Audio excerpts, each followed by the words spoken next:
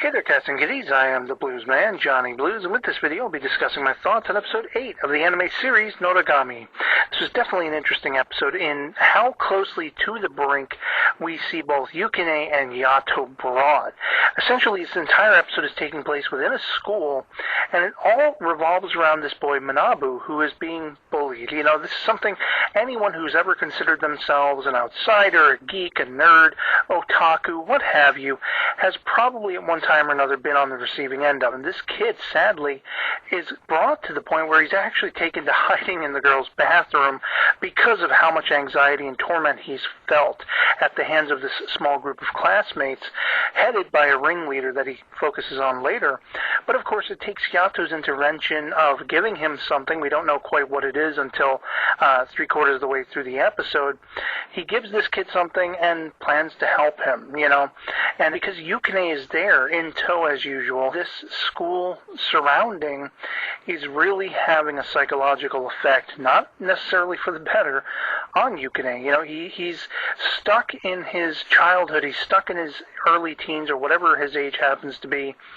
He's been dead for a long time. We don't know quite clearly if he died recently, in recent years, or ages past. It seems like he's quite at home in the classroom, that he's sort of ghostly, just chilling in and trying on the uniforms of other people and everything, pretending to do homework, and, you know, getting into the mix. We see him walking up behind two cats playing video games on a little handheld console, and he's just really into that moment. He's like cheering him on, and it's heartbreaking to see this is not something he can go back to. He's long since dead, and he has only but that life with Yato to look forward to, unless, of course, he gets negatively impacted and transforms into a phantom or something evil. And so it is definitely heart-wrenching to see what he's going through, seeing children his age that he'll never know, seeing lives he'll never experience. And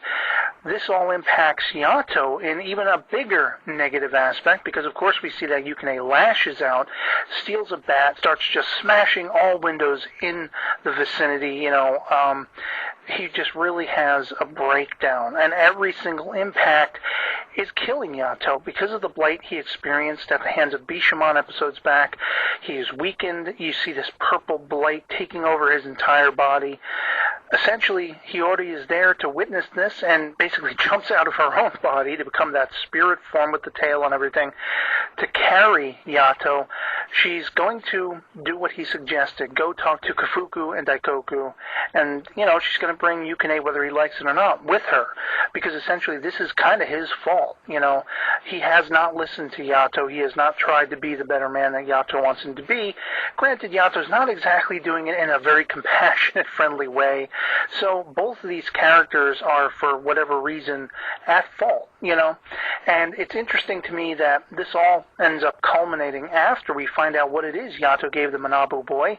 He ends up going after that ringleader and pulls out these two razor blade knives, one for his enemy, one for himself.